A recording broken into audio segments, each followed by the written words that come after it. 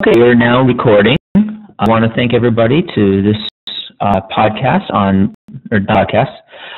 webinar on learning strategy examples. This is the UVM edition. Where I'm here with one of my classmates and my teacher, and talk about learning strategies, specifically inquiry-based, problem-based, and project-based.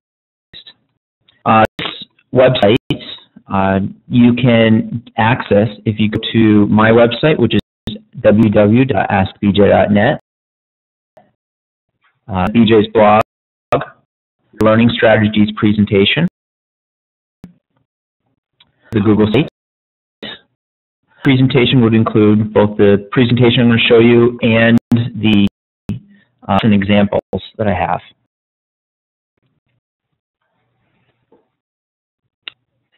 So project, problem, and inquiry-based learning strategies. So I first want to talk about some essential questions. Along with the speaker notes here, but what are learning-based strategies and how do they differ? How do they fit into other learning theories? What I'll do at the end is I'm going to open up a Google Doc that we can all access, and I'll be able to keep some notes and we can have an open discussion. And so while we're going through this, please just think about some ending discussion questions here. For example, why is applying new learning strategies important to the education of students? How do learning-based strategies enhance learning? How strategies affected you personally?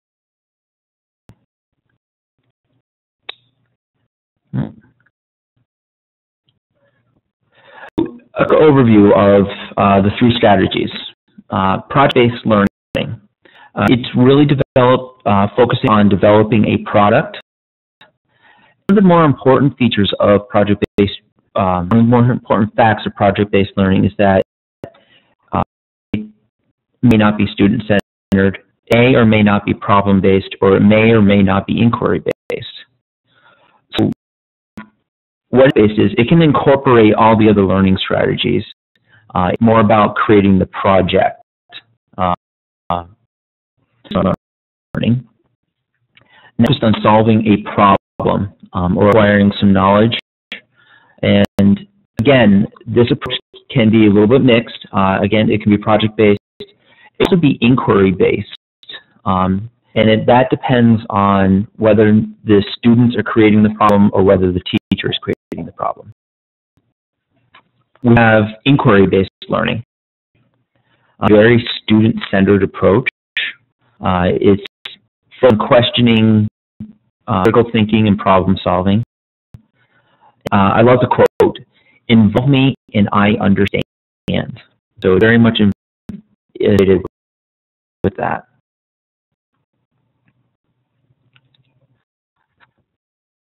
Now, one big differences between all of these is the role, actually the teacher role.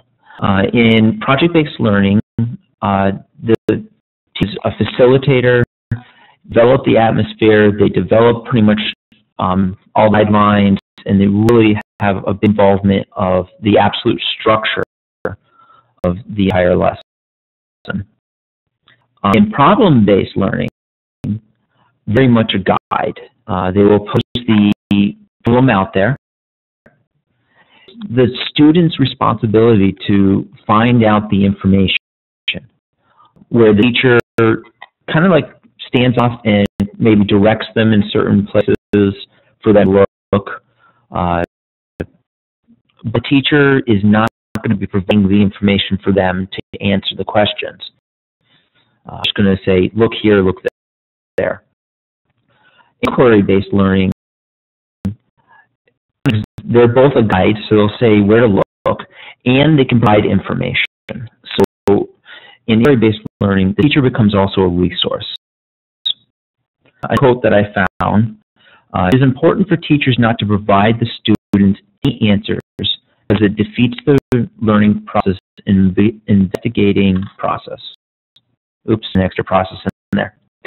And I actually got that from Wikipedia, but it's about the teacher let the student do the learning, really with a problem-based and inquiry-based learning. So, role. This is project-based. We follow directions. So there's a lot of step-by-step directions that happen with project-based learning. And you're going to see that a little bit more when I bring in the example of the amount of writing that goes into a project-based lesson. What I found out was even more than if it was just problem-based or inquiry-based. Work, just the amount of pre-writing that goes into it. Based. About this, the students are in charge of solving the problem that they create if it's inquiry based, or that or teacher poses of them. Inquiry based, and inquiry based is the students actually decide how they learn.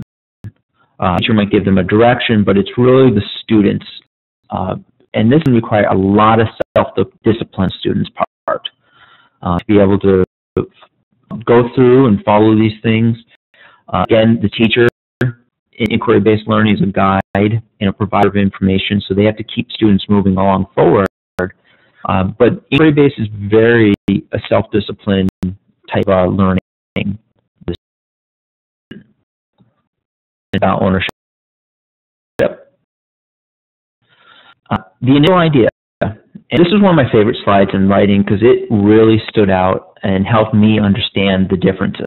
So one of the things I do is I teach a web design class. And so I wanted to incorporate what would these three look like, just the initial idea. I wanted them to learn. So for example, project-based learning. Create a site for a gymnastics business using this method. Very stated, controls all the data that goes in and out, the pace of the class. Learning. A business needs a website. How to go about building one. So class at the beginning of the unit. And then I would help direct the students toward building a website for the gymnastics class. And have to find out the hurdles themselves and come to solutions of what you find. Based learning. I'm going to take out the whole gymnastics thing altogether and say, okay, my goal is I want you to learn to create a website. And they submit a plan to me as to what it is they want to create, how they're going to go about learning that. But the three initial ideas has really stood out for helping me understand, and I'm hoping you understand too. Differences. Just been talking about the differences. There's also similarities here too.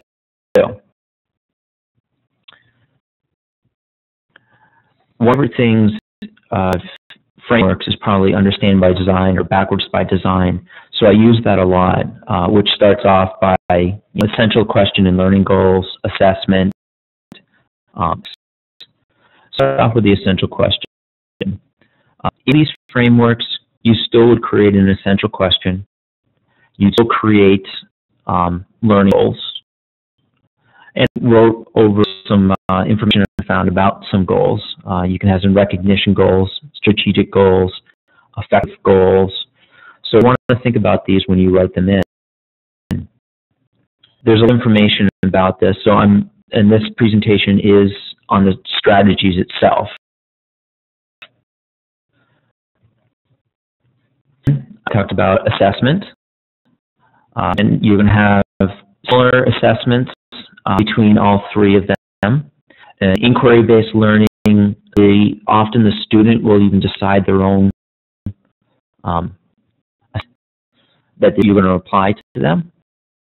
And I threw some of them out here. It would be probably good to also, especially in inquiry-based learning, show students maybe how to create a rubric, show the students how to create a checklist, suggest a reflection, so they can get their own ideas of how they want to assess these things.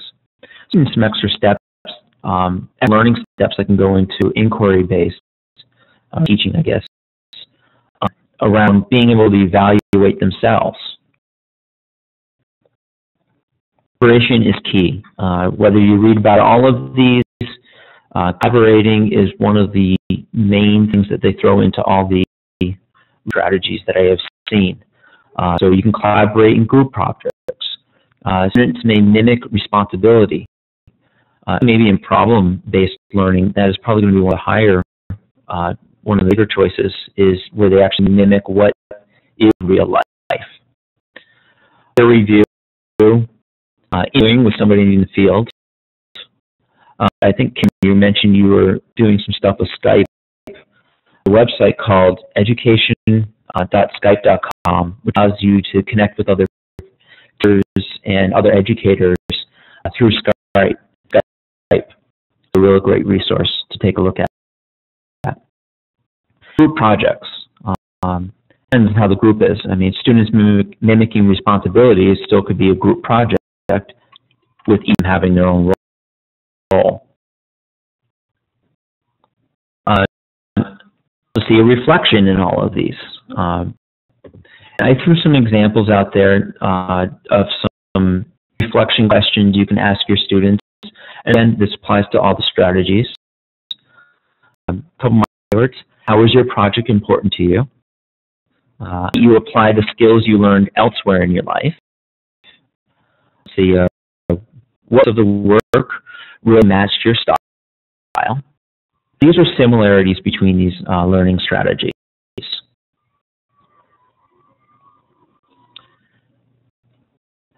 I've been learning a lot about other, what are they called, theories. So differentiation. Take a differentiation class at the same time, and you'll see further down an example each of these that I created, and I actually created the same lesson 3 times. And what I found is creating that lesson 3 different times helped with differentiation in that I could actually provide the student with multiple paths, learning paths, and the student then could decide which learning path they wanted to go on based on their learning style. So just applying these, whether you say I'm going to take one direction or another, you can apply it 3 different ways and apply differentiation. Plus, there's other ways of applying differentiation to each individual lesson. But I thought that was one of the things that I learned in the project. Came out really neat. Learning. Another theory that keeps getting thrown out there, and the most impactful brain-based learning things is the emotional connection. If you think about inquiry-based learning, where the student really gets to decide how they are learning, they really relate it to their life. All that ownership of the data, they have a great emotional connection to it. Really will help them learn and understand the product. Again, I quickly talked about understanding by design. This is largely a framework for reading a lesson.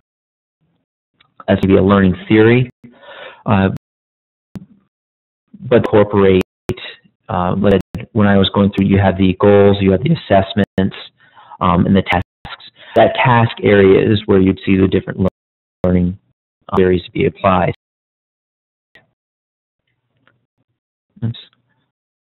Goals that I put out there, and either go straight to this Google Mix or go to my website, but it's basically this website, the learning strategies. What I did here, first show you my lesson framework that I used. This is a little bit off of backward design. We have the essential questions, goals, the assessments, the tasks. Again, I want to highlight that the place I put project-based, inquiry-based, and problem-based learning was largely in the tasks area of this. See why I actually put that there. I created a project-based first. You know, it's out of order. First thing I want to highlight before I even go into here is how many steps I put to a project-based learning thing. On this one, I have 11 steps. At the problem, I have plus an ending reflection, A plus an ending reflection. So the project-based, because the teacher is so much in charge of the direction, what things are being taught, more steps within the project. And, oops. I got to remember that for next time. Digo notes into here, but unfortunately I open a way that I can't access that. So, moving on, the assessment question: can we change the way that the business people interact? Is the same between because I do want them to get the same learning out of it. Goals are very, very similar. Process. I do believe the goals change a little bit for the inquiry-based learning.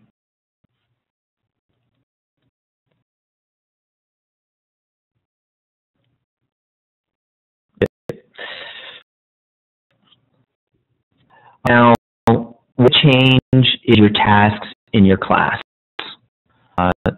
So going through here, I'm going to quickly through this, but basics, if you hear I want them to understand FTP, DNS, and I physically go over these things. Go over and have them evaluate websites,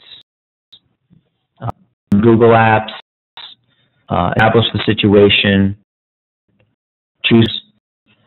Establish the situation. I want to stop here for a quick second. If you look at establish the situation,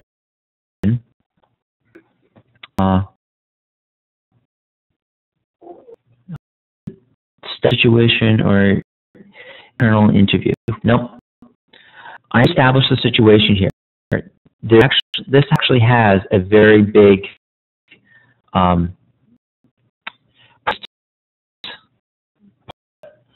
each student will pick out a business. They write up a description of the business. After the description, choose partners. Before gone, I'm actually going to bring up my notes on this again. So hold on, bear with me for one quick second.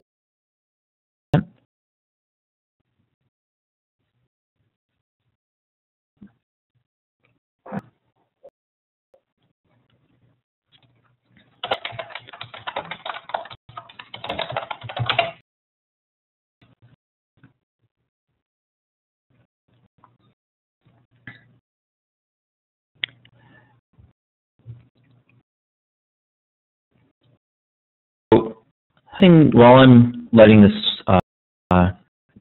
notes portion of this, I'll be talking. There's also components within the project base that are both inquiry and both problem-based. So these, like I said, have it.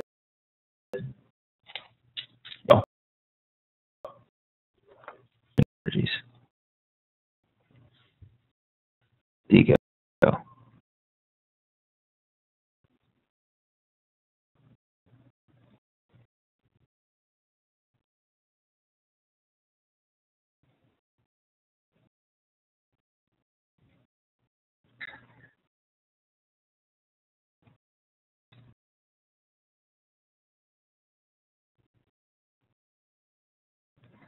That I use quite a bit is Digo for notating.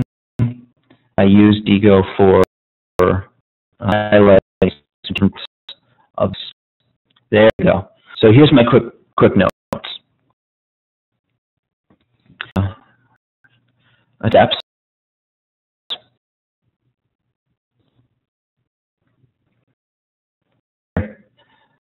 This is a very inquiry-based activity. So like within Google Apps, in project-based. I have students should spend 30 minutes.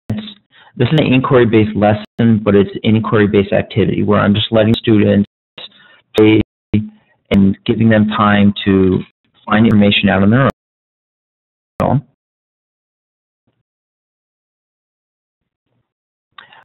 Incorporating another inquiry-based here, where I'm letting the students spend a little bit of time with their own. This is Google Sites. For the initial interview here, I have a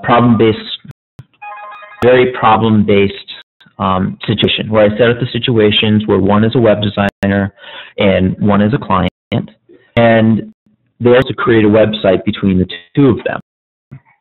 This entire situation out. So that based situation, if I go into problem-based, I'm going to open up D again.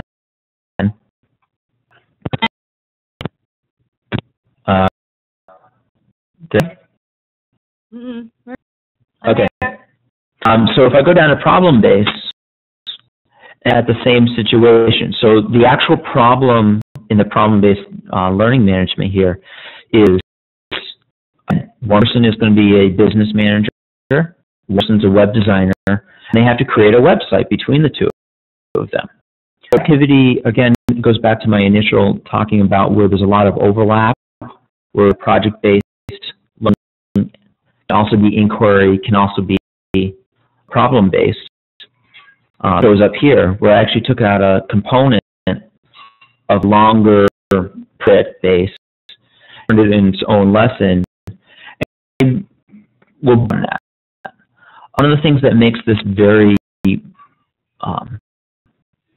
project-based, and one of the things you did not see, in way too many words in here, in based learning versus inquiry and versus problem, is I actually have set up resources. In problem, and because in inquiry, the student's a little bit more in charge of their own learning, I as a teacher need to be able to provide them places for them to look at. So in the resources available to you, I gave them different places that they can access and different tools they can use. I thought good to get a local expert that they could refer to. So in the problem, again, I just wanted to highlight that and I straight from my project. So moving, hopefully that's not getting people too dizzy. And over to the assessment. The other things that I wanted to put is that checklist info. Okay. Again, now to inquiry-based. The goals.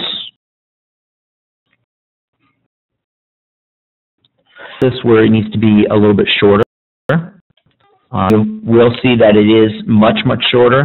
That doesn't mean that the lesson is shorter. That just means that the student itself is in charge of really building out the learning directed by them. Resources, facilitation outline, which is run tasks that I expect them to do. It's more outline that I expect to be followed. The assessment's a little bit different. I add in a pre-assessment. I figured that would be important, even for an inquiry-based learning. Know where they are at.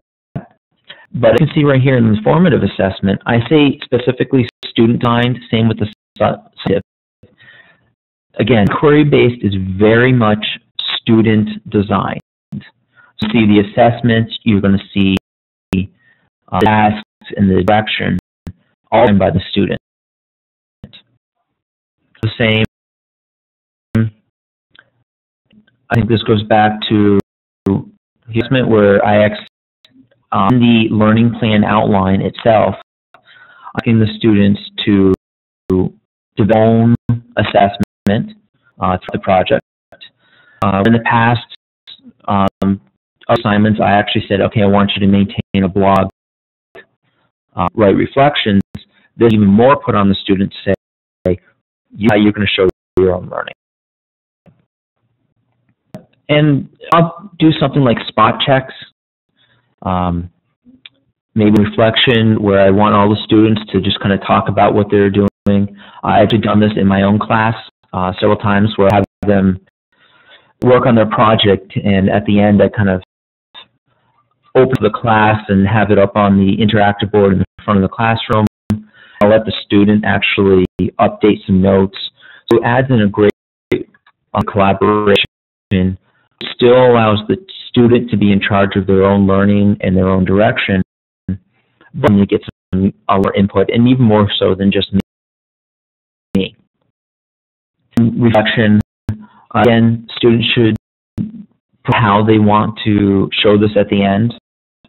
In this case, they should present the project that they learned publicly to the class, is what I say is a recommendation, but this is the inquiry-based.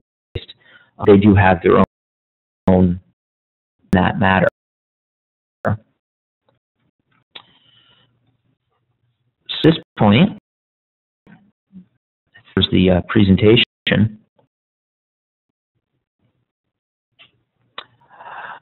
this point, I talked a little bit about this between the learning strategies. I asked you earlier on some questions to think about. The questions were, what applying new learning strategies important to the education of students? How do these strategies enhance learning? Strategies affected you personally? Want this link right here. Type it in exactly as you see it, capitals included. It'll bring you to the Google Doc. And I'm going to be updating this as we discuss, but also welcome to follow along. So here, put that link at the very top of that for you, so you don't miss it. If you, like I said.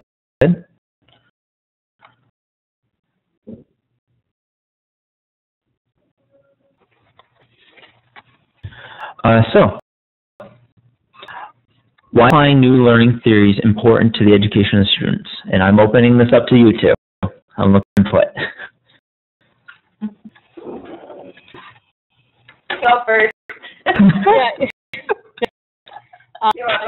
I'm still trying to figure out how to get to that Google site, so I'm just going to keep watching.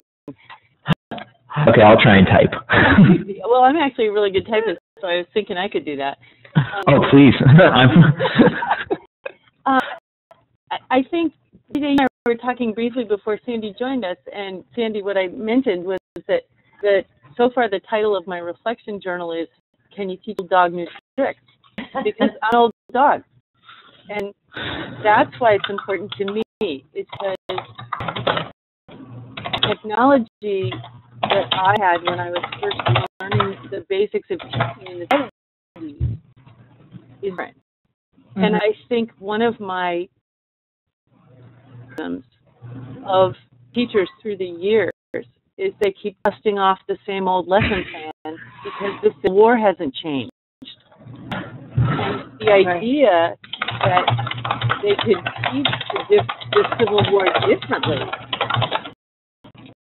really encouraged or motivated. And what I think is happening now is that the kids are pushing us, and I'm glad. I think that the reason I took this class is that I don't know how to use all this stuff, and so, and also teach a subject area that students typically associate with failure. So the more I can engage them, and the more I can make it relevant, using tools that they might know better than me. It's going to encourage them And so, and actually, BJ, I have to tell you that Eric Jensen with the brain-based learning is one of my favorite people. I did a lot of workshops in Baltimore where I taught for 12 years before I moved here. I literally mapped out of periods according to brain-based research, and the resulting improved attentiveness was stunning. But the translation of the to what it means for a 45-minute class was a very step, because then I think it drew in the people dusting off their lesson plans. I'm looking for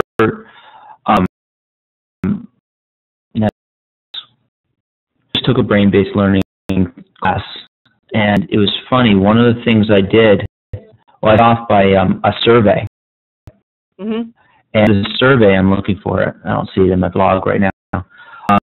And it basically, first of all, started off by saying, do 5 jumping jacks. Do jumping jacks. And then it kind of went into saying, okay, is the lighting okay? Is the okay? Are these things that you can adjust? And obviously the last question is, did you actually do the 5 jumping jacks? Right. He just kind of looked at me and says, you're the first student who has ever made me do jacks before a lesson. Right. And I was okay, yeah, that's understandable, but between exercise and learning has been so, I've heard about that way before the brain-based learning class. And here's a class that she's been probably teaching it, and there's a component on exercise. And hasn't been in there. Yes, and that's the other reason that I think what want to, I mean, as a fossil teacher like me, like forever, I'm like ancient, and what's effective is really a task. Think, what do you want to call it, brain-based research, and that appeals to you, so you try that, and as a teacher you say, what was the benefit? Did the class hang together longer? Were kids more productive? Whatever. And of course, all of that is multiple features, like what time of day is it, what did they have for lunch, whatever. But teachers are clued into learning rather than to the students to say, how do I know that you get it? We're mentoring teachers in Baltimore and math teachers, and they're all and I would say, how do you know? And come up with this thing of, oh, they're going to do a worksheet. I'm like, yeah, how do you know? And the thing about that is so appealing to me about the project problem inquiry-based learning is show me, tell me. That whole know, understand, do thing. You know, and you ask them questions, and their responses tell you that they, and the whole rigor relevance thing. Can they use it in an unfamiliar situation? Can they use it, you know, that whole thing? Or they only use it on every day in geometry class. Well, I'll admit, one of my favorite tools for teaching right now is the learning management systems.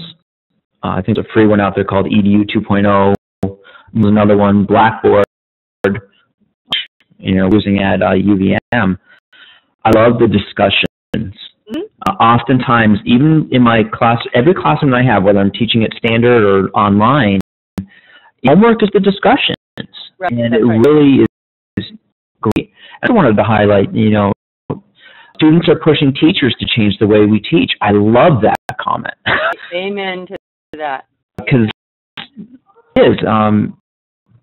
Students have a new way of thinking. It's a new generation. Right.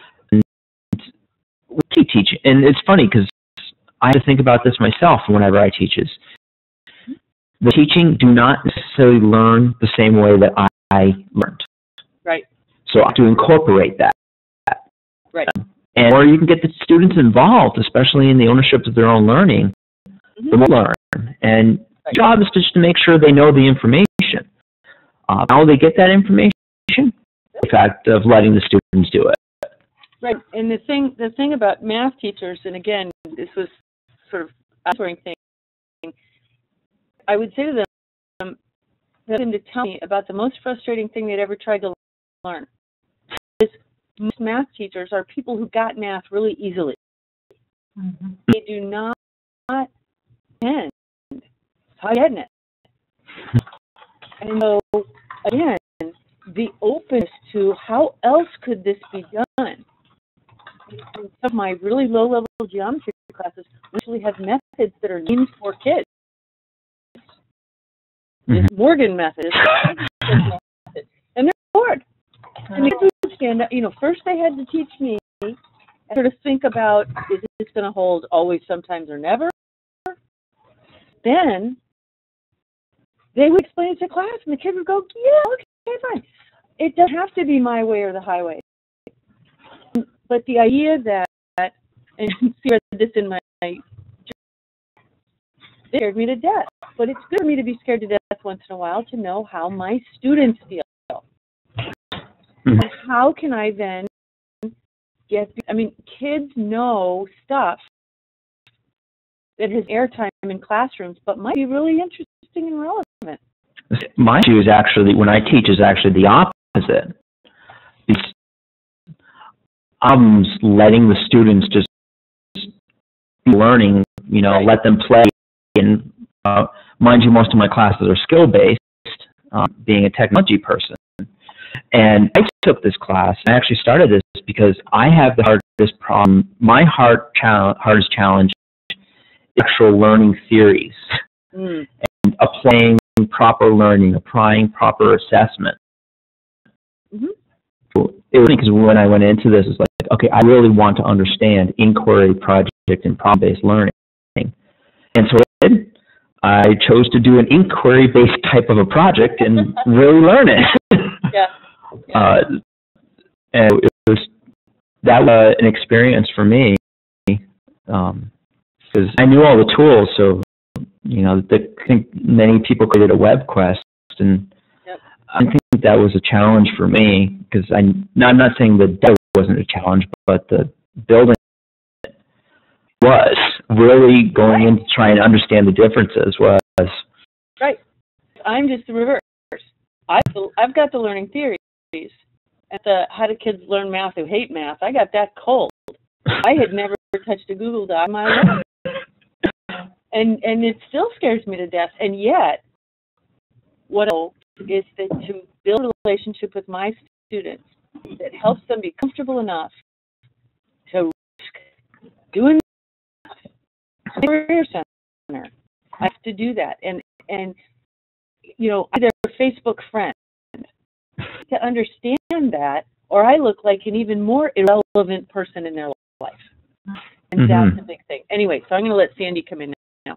Oh. I don't want to keep talking. And this is a great conversation. I appreciate it. Well, I was going to just ask you, Karen, because this class is not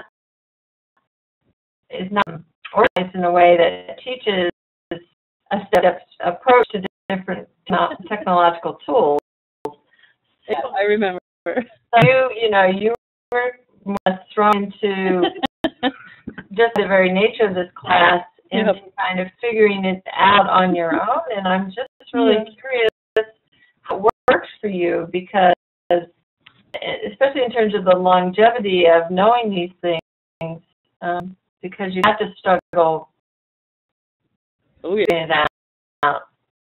Yep. That helped you, or was that like, would you rather somebody do this? No, I was telling BJ before you came in, I actually have decided not to, and I think I wrote about this in one of my reflections. Yeah, I actually decided not to take a class in the spring because I go back and I assign myself, go figure out bookmarks, go figure out, blah, blah, blah, because I have all these notes, this, do that, and then, of course, it just doesn't get done. Right. So and I also thanked BJ for his incredible generosity. The only reason I have a website up at all because I went through his tutorial. Wonderful. And then, so you understand, I'm like the standardized testing and the math queen / witch in my school. And so I had to AccuPlace test everybody, including the arts guys. So what I did is I asked the graphic arts teacher if I could come and sit in her classroom while I built this website so she and her kids could, if I got stuck. So that would be fine because when I tested them, I had brought brownies. But this is the method to the madness. And they actually sat there and watched me struggle with this and be excited about it. And I asked them a few questions, and it was wonderful. Mm-hmm. That's kind of what I did because it was jumping into the deep end. Yeah, but I think that that's a good example of what opportunity gets opened up when the teacher does not prescribe you how. Oh, no question. You know what I mean, you found different solutions and you looked for different opportunities. If it had just been given to you on a plate, like we do with many, younger students. I mean, not you so much because you're a self-learner anyway, but for those students that aren't, so there's a challenge to them. I think that there's some value to the peril, I think. Right. And like I said, I have taught more than 20 years, everything from preschool to grad school, mostly math. And there is refit in the student, the adult student buying in. I mean, when I'm in business school, and I'm the only English-speaking TA in the place, for the quantitative class they have to pass or they have to go home. And my sessions are packed. And what we're doing is we're just making sense. Makes sense to all my they were my classmates. I taking the time to do that. I have to thank my daughter who just graduated Bates College in Environmental Science, and she's like, she knows all this stuff. Right. And she was willing to get on the phone with me and first of all say, "Calm down, Mom." Which was, and she literally had been my student in that as a senior, which was my favorite class to teach in the world. And she said, quote you here, away from the problem. What's going on here? She just quoted me, and it was quiet. I think the value of the peril motivator. Find the solution. And in the school I work in, and I say adolescents in general, when they're franchised and they've already had failure, that's okay. PERIL. PERIL. I won. Like the Perils of Pauline. I said kids are so good by the time they get to me now in 11th and 12th grade at quitting. They're good at failing. I'd rather be seen either as a wise ass or a power play guy than to have anyone know that they can't do it. Exactly. And so, I have to get a B. I have to this. I have my own idea of I don't want to fail kind of thing going on here. But so I've got like the option of just letting it sit the way it is right now for my final project, for example, isn't done for me. But a kid in school might look at me and say, "Oh, babe, I'm done." Yeah. But which brings me back around to inquiry-based, in particular problem and inquiry-based, where early on the kid has buy-in. Exactly. It's not my project. It's their project. They want to solve a problem because they're interested in it. Yes. Yeah. For example, my farm kids who are actually be doing the project I'm designing this spring, they'll be talking about it. Oh, that's great. That's great. And because it's about, can you make a living in ag in this county? And they're already out talking about what they want to do or what someone else wants to do, or they see such and such in the paper. So then it's different kids. So they're already learning. Yeah. Yeah, so they're already like the words out. And the other thing that I found when I was reading through this book, and also I looked at almost every example you ever gave that's still up. And kids couldn't wait, like graders couldn't wait to be 7th graders to do this project. And that's the other thing that happens. I think, as this begins to be part of the culture, and when I get to be in 6th grade, I'm going to get to do that project with so-so. Right. And then it's on fire. And then they get really pissed if you don't do it. Right. If you change your mind and say, oh, my God. I looked in this year, so now I'm not going to do it. Like, what do you mean we're going to Washington, D.C.? I waited all this time. But yeah, Sandy, you're right. I mean, I think if I had been more lackadaisical or independently wealthy, I might have bailed on this. But I didn't. I'll have a lot of work to do on my project. And that's why I decided to listen in on BJ's webinar today, because I thought it would get me kind of unstuck in a hat. Hope it did. Oh, no. Funny, one of the things that what you're talking about reminded me, I was talking with Dave French, who was a superintendent in BRSU recently, learning theories and things like that. And I'll tell you right now, as a tech guy, one of the things that a lot of schools are jumping onto is a student information system where they have all the data. Yeah. And approaching it differently. Actually approaching something called a learning management system, which is like Blackboard. And he said, I want to put the emphasis on that.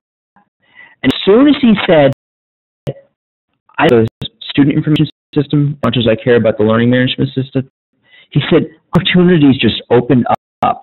Right.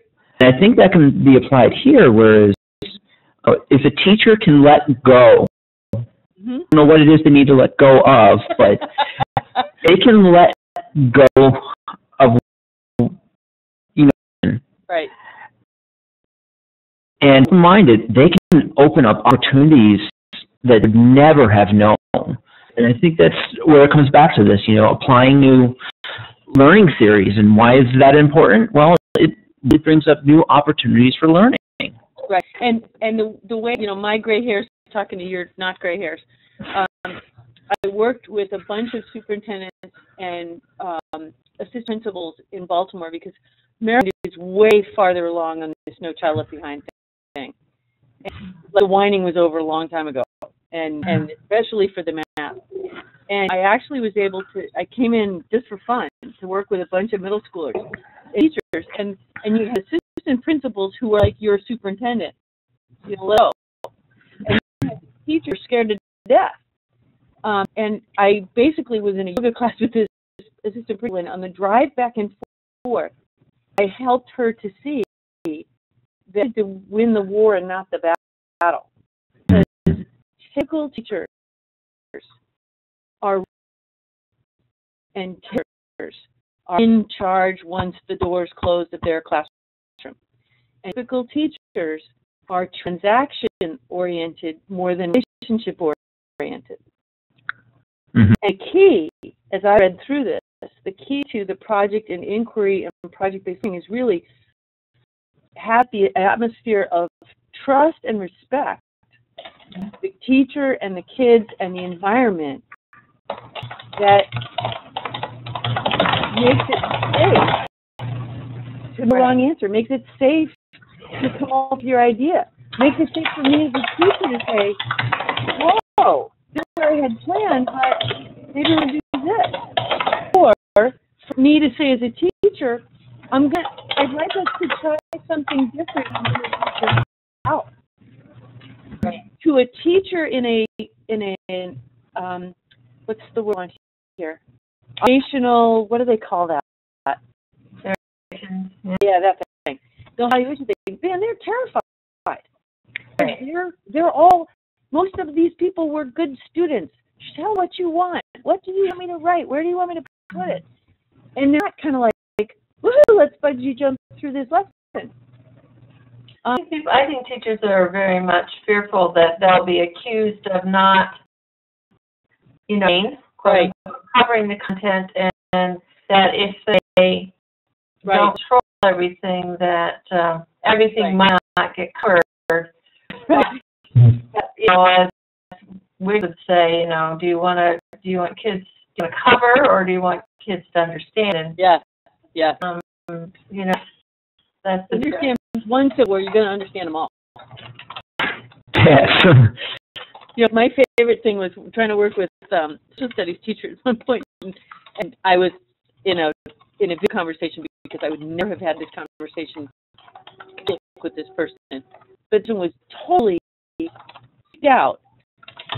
Oh my God, be able to finish the Civil War.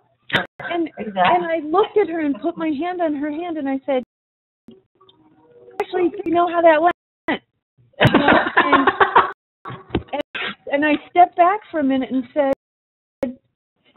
I understand. You have to identify. You're asking teachers to take this huge risk. And you need to make it safe for them the same way we do for kids. You know, I understand. What is the worst thing that would happen if you didn't finish the Civil War? Like I said, that kind of same thing, because Sandy, you're right. People slip out. And that's the situation we're in. Teachers are let go. Teachers are afraid. A superintendent like you're describing, BJ, is on the ground building the relationship with his teachers to get them to go, making it safe for them to try and fail at something. Failure. It's well, how could we change it so it works better? How could I help you out? Give what they're asking for. You know, it's doable, but it really takes leadership and relationship. It's not about the from way back. All studies show when there are relationships, kids go up. End of story. You know, like that's over. But nobody believes that to go a transaction and into the relationship. I believe it. Oh, I totally believe it. I've seen it in action. I don't know any other way to teach. Will my kids' scores go up? Absolutely. But walk in my classroom any minute, and you're not going to really know what's going on or where I am. You know, that's scary for teachers, because they're afraid that principal will walk in and not get a big sense of what's happening and give them a bad evaluation. So. Right. And I love the fact that in high school room in Towson High School, when all of a sudden the kids would be looking at the door and say, "What do you want?" And they say, "Oh, he's over there." You know, I'm like on the floor talking to some kid, or at the desk, or kneeling down, or whatever. And they have to stand up and say, "What did you realize? This better be important." We're in here. What's up? What's going on here? Kids presenting, kids at my desk. Like, whatever. We didn't even have enough chairs. Back to the point. Cindy, your point about this class. The class is actually one of my favorite frameworks stops. Because I'm giving a workshop learning. My workshop better be according to brain-based learning, and we'll be doing jump jacks. We'll be changing things every 20 minutes. Yeah. So your class is structured via IBL. Although there was like a big playground area with some interesting plays, and the deal was we figured out. Right. And sweat it. Well, that class, it's good to know. I didn't say it was fun. I said it was effective. BJ, how are we doing on what you want for this and what you need back from us? I'm great. Your questions, these are two questions I think we've pretty much answered. Yeah, I'm not going to go any further into that. I mean, the idea was to open up discussion, and I think we got that great. Karen, thank you. Your insight's been great. I'm awfully glad I found this microphone. When you run this live, the teachers, you should invite Karen to be on. Well, before we go further, I'm actually going to stop the recording. Okay. So, if you guys don't mind, I'm probably going to post this thing public. So. Hang on a minute, because at some point I want to give you some what we call stars and wishes. I'm going to keep it recording. Okay. What we do is called stars and wishes. I'm going to give you this a feedback method that I use everywhere. Okay. In terms of here things I really liked about your pitch and the things I really liked about the way it was done, blah, blah, blah, blah. And then I'll give you some wishes. This one, did you want to do this live? Yep. For everybody else to see? I can with it. I see myself as a classmate of yours also using this to give you some feedback if that's something that you want. I like this. This is cool. I use stars and wishes all the time because I kind of have to earn the right to tell somebody to improve something by knowing everything they did well. Yeah. I like the fact you framed the three types of learning, and then you worked really hard to clearly differentiate those three, because it was kind of foggy to me through the class, and I kept trying to go back, but you nailed it. So I really like that, and I like that you broke it down into components that would matter to the audience that I think you're addressing.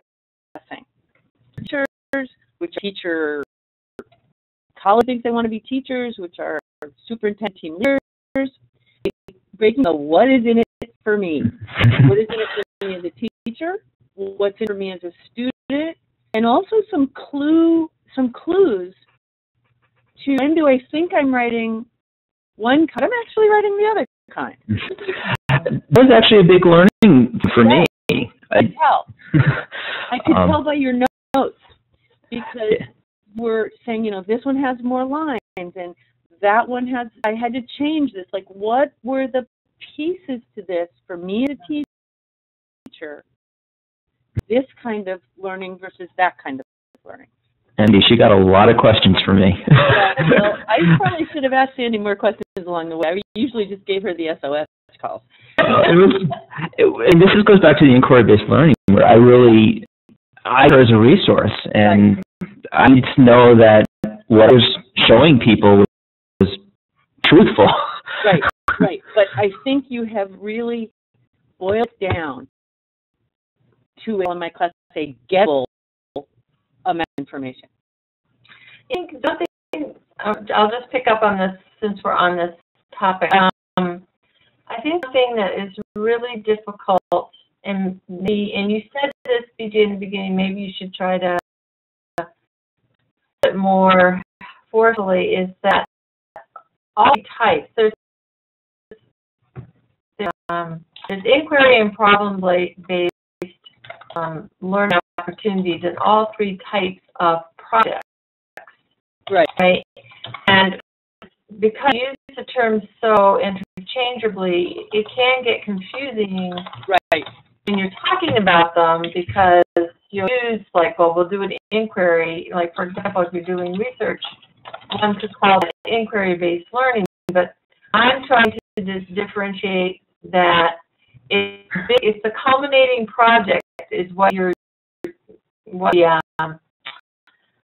clue to what kind of project it is, because if you've got, like you say, where you have the students just everything from scratch, that's what I would call truly inquiry-based. The project has inquiry in it, a process problem-solving in it, but it's the big idea of the whole unit determines kind of what label you're going to put on this unit. It's just really confusing for everybody, I think. Yeah. I also really liked that you sort of talked about the focus on the teacher role and the student role, and the sort of changing balance of those types. Because the components of learning are kind of the same all the time. It's who's doing it. And who's doing the work? Right. And one of the things that I think is important is in the inquiry-based model, I would feel as the teacher that I needed to be or know a good tech resource. Mm-hmm. And this is very clear. I mean, I was a sales rep for UVM for a long time, and able to know enough about the business and enough about my toy chest to talk about their business and what would work. Mm-hmm. And same with the student. The student says, I'd be able to blah, blah, blah, blah. Let's do my project. I need to know, okay, what are the options there? How is the student? And if it's not me, I'm going to get a really cool IT person, or you a phone, BJ, and you know, but I feel like that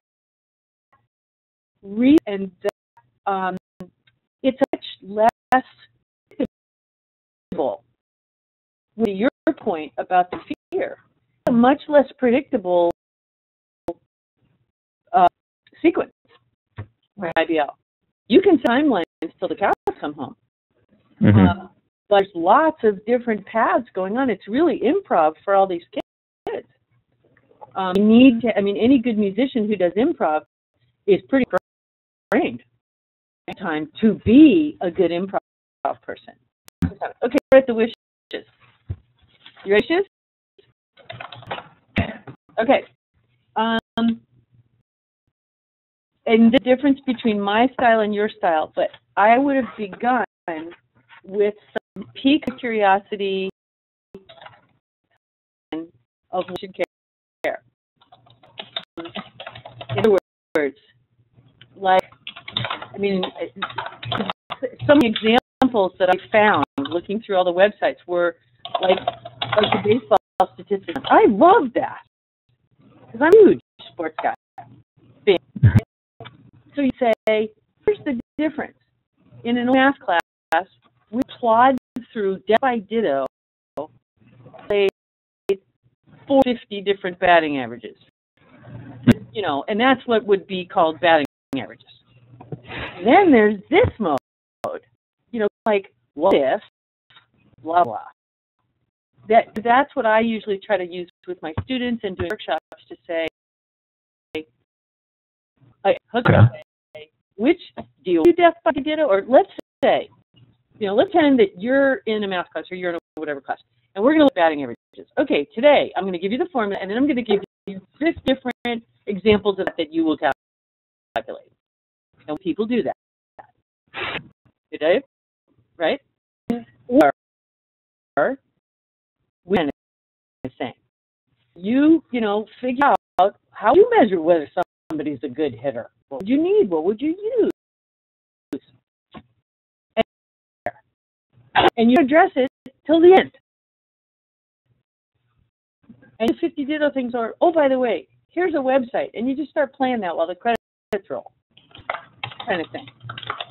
But it's a hook. Because the most successful sales pitch ends with something like, how do you like to be able to do? You know? And that's just me. That's the combination of sales school and teaching.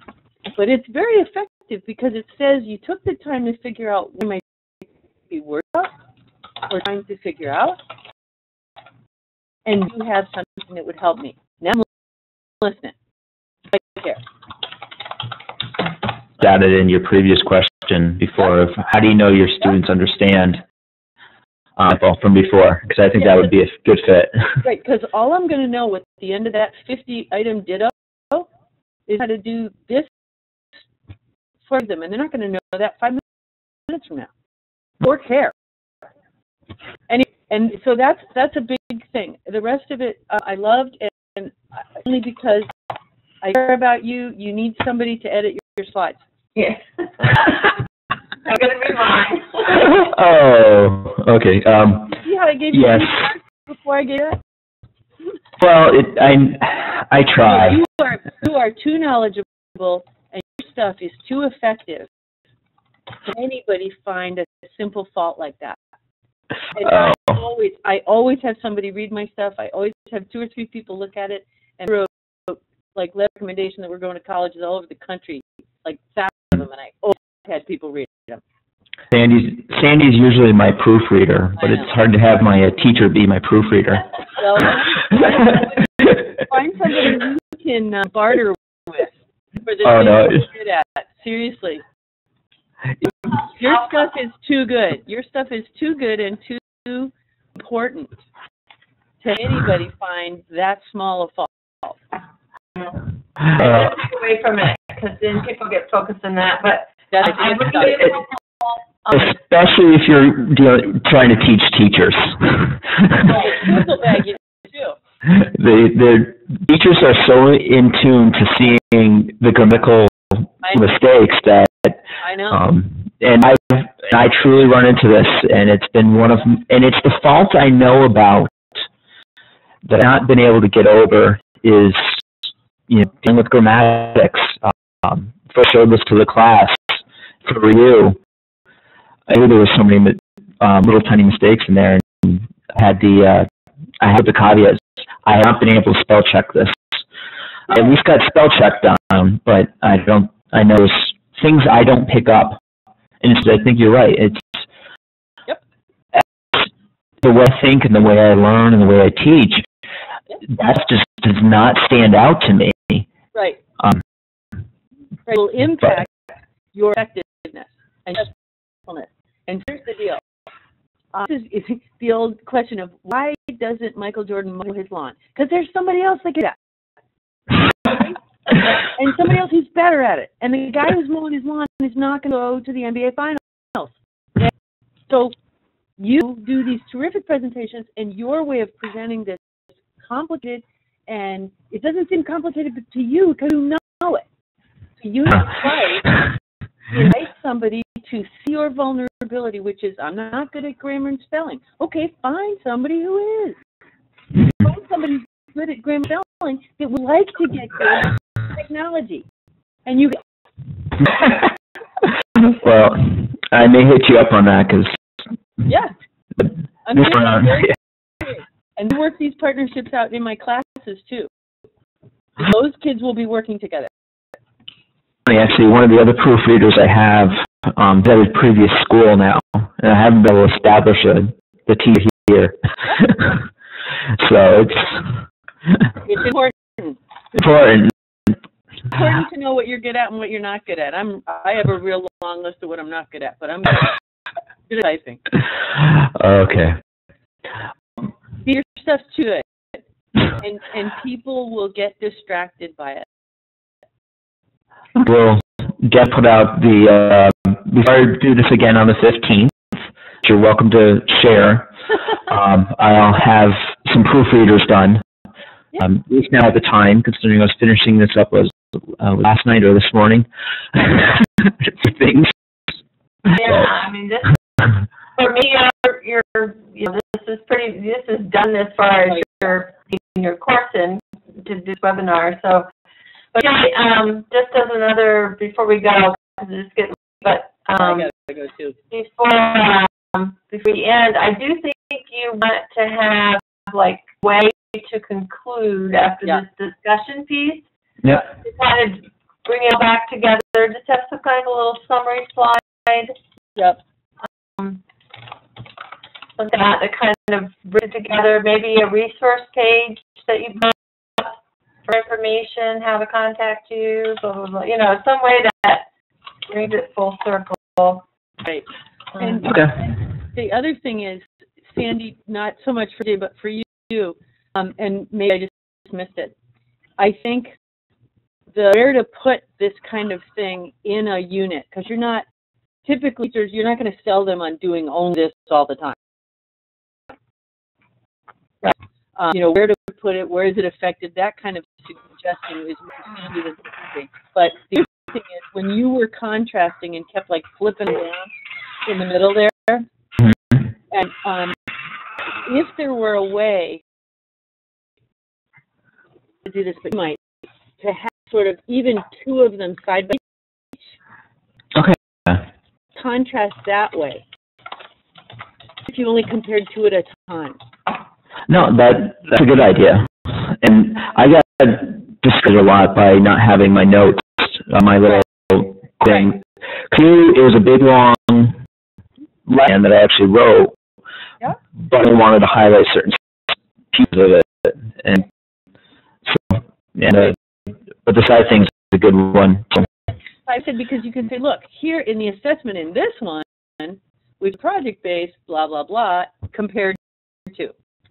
I think that might be a little easier to follow for me and people watching, because otherwise the screen's going up and down and your mouse is going up and down, and I'm just like, woo! I left you there for a minute, hanging on to the roller coaster here, you know. That's my momentum. Well, this is a dress rehearsal. You have your notes ready to go on the 15th. Well, Karen, I'm hoping you can come back for the one on the 15th. I appreciate that. I may or may not. I have a commitment that night, but I appreciate your invitation. And I have to tell you, once again, as I did before, when early to find out how many problems I was going to have, generosity, BJ, as a classmate has been very, very appreciated, and I just, you are my scramble.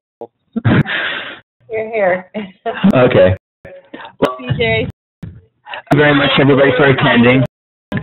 Thanks much for being a part of this and helping us out. I'm thrilled. Okay.